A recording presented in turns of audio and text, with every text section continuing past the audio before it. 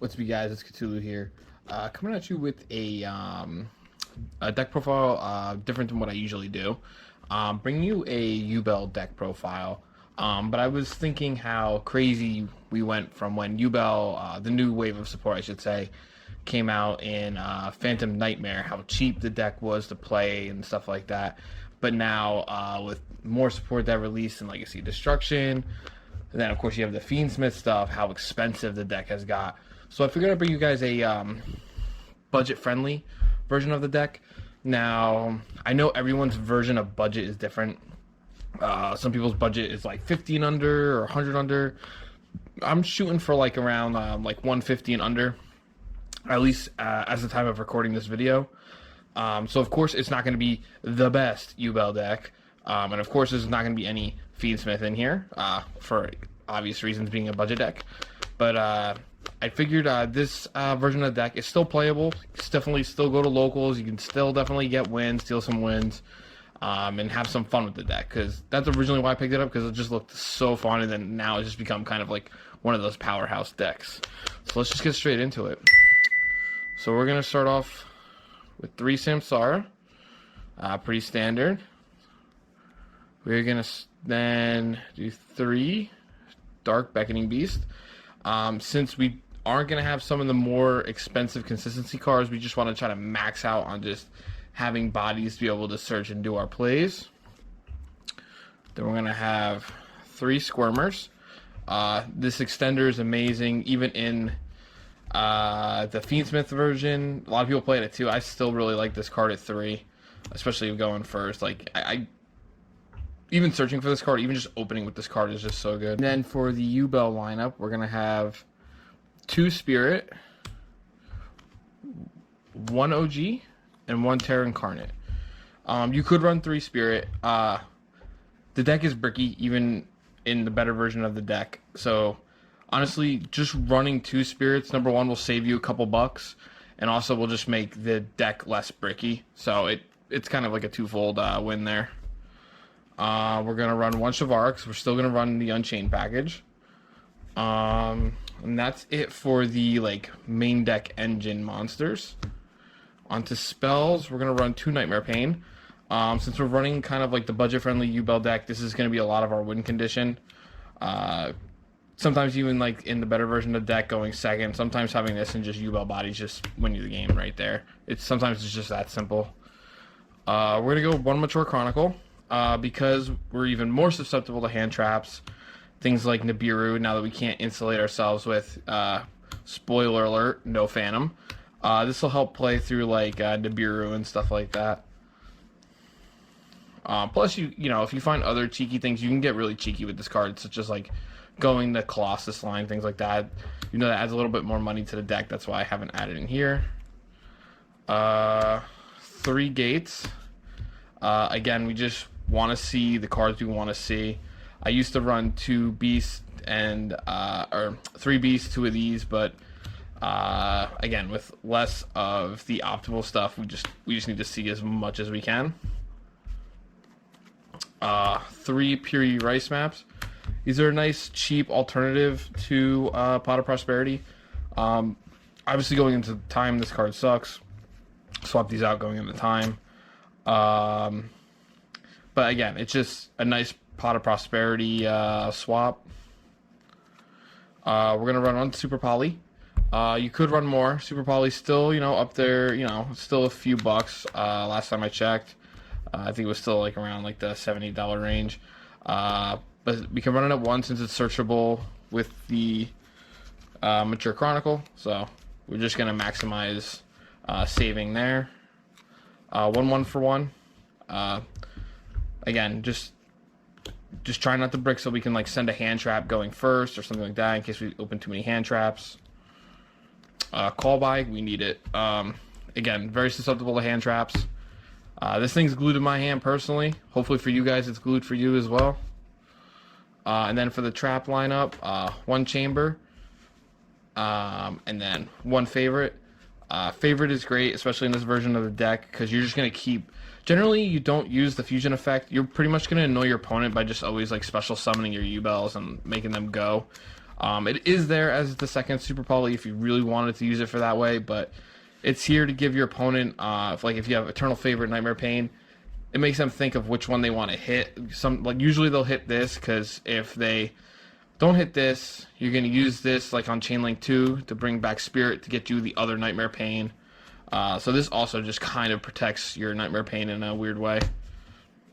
And then for hand traps, these are more subjective. I know they're a little pricier. I'm still gonna go 3 Ash. Ash usually doesn't do enough to stop the meta decks and stuff, but if you're playing like other rogue decks, or even some, it still can stop meta decks, like especially if you're playing against like Fiendsmith, Yubel. I've done it before where they just go like Summon Samsara, effect, I Ash it and they pass turn. Like, it happens. It happens to me too. So it was between this and Imperm.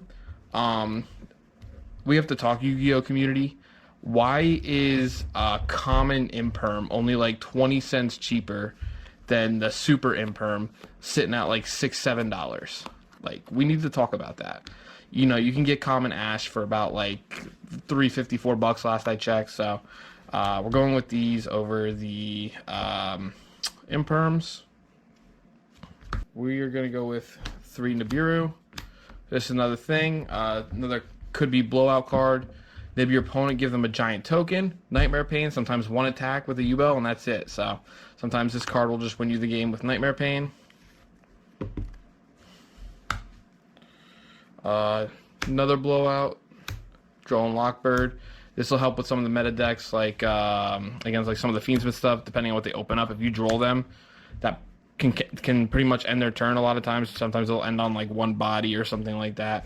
So this is very good playing in the Fiendsmith, playing into road decks. So it's a nice blowout card to have. Again, cheap. So cheap blowout cards, good for the budget. And then one of the win conditions of this deck, it turns off your draw, which is fine, but it allows us, and it turns off your Unchained package, which is fine, but we're here to blow out. So Shifter, because just the Yubel line can play beautifully under Shifter. So this card doesn't hurt us if we're just doing that. Like I said, this will also just win you games, and it's super cheap. All right, so on to the extra deck. We'll start out with the links. We're still going to go with the Unchained package. We're going to go 1 Yama. He's been going down in price a little bit. I expect him to keep going down. He's probably going to get a reprint.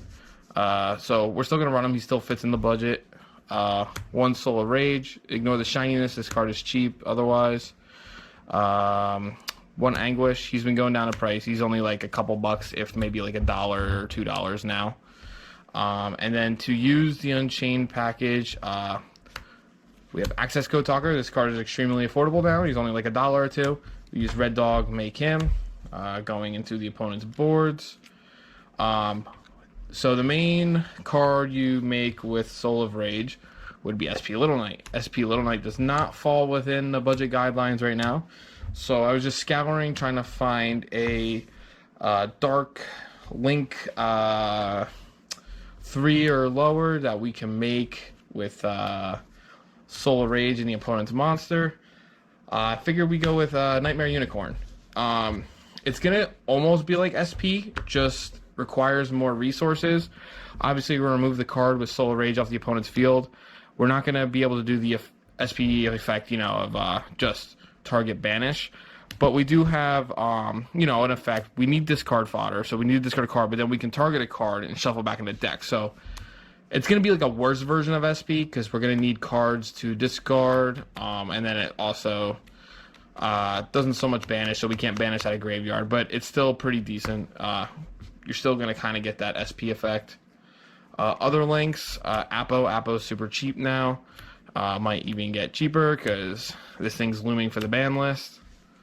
If it doesn't get hit, it might go up a little bit, but it's reprinted to hell, so it will still never be super expensive. We have Muckracker, just good for setting up certain plays.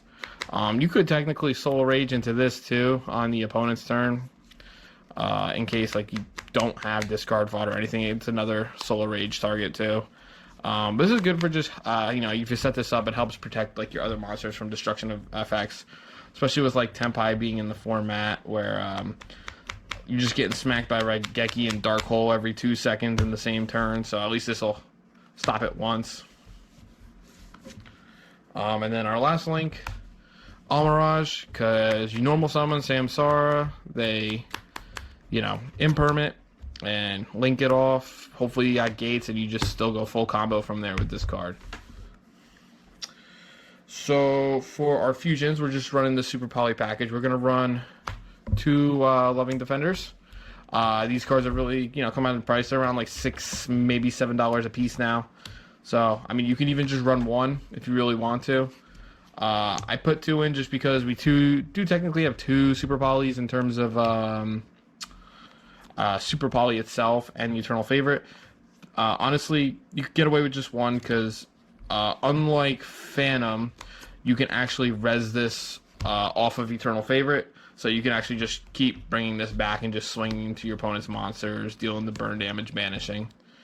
And then we're just going to run Garua and Muddragon. Just, more Super Poly targets in case we can't see a Yubel body to break the board with Loving Defender. At least we can, possibly get some monsters off with these and make our lives a little easier. And then for the xyzs, we're going to go Verugus. Verugus has been dropping down in price. I think he's around like $12, $13 now. So he definitely fits in here. Very, one of the few Omni Negates that we have, generic Omni Negates, so definitely it would include him in the budget. You don't have to run him, but it helps a lot. And then we are going to run Gustav Max Cannon, because, again, sometimes Nightmare Pain is our win condition. We're going to swing, whatever we have to do. We'll make this guy in main phase 2, and we'll just burn for game. Legacy of Destruction and, the Fiendsman stuff, this card was winning me a lot of games. Just, again, Nightmare Pain in this was like my win con, and it was working a lot. And then, just to double up, we're going to make the tank for some possible, I'll show you some, cheap side deck choices you could possibly look at. This works great under Skill Drain. You just sit on a big body with Skill Drain. Alright, and then, so side deck. Side deck is going to be based on, based on your locals. So this is very subjective. I mean, the whole thing's subjective, but this is the most subjective part, I feel like. I just want to show some cheap alternatives that might be good just as a template, just to show, like even if you're not siding for your direct locals, like this is a pretty good going with blind into like locals you haven't been to or anything like that. So we're going to start off something like Ghost Mourner. Ghost Mourner is super cheap. Also plays, you can play it under Shifter. So that's like another plus, especially if you're playing against a deck that does very bad under Shifter. This is just a plus, you can throw this in if you're going first, like sub out the nibs or something like that. 3 Veiler. These are in here. I was thinking, again, revolving around Shifter. You can't use them during Shifter, but if you're playing against something that doesn't care about Shifter, such as like Tenpai, if you make them go first, or anything, of those lines that doesn't care about Shifter, Veiler is a great, choice. Again, very cheap. 3 Ghost Ogre.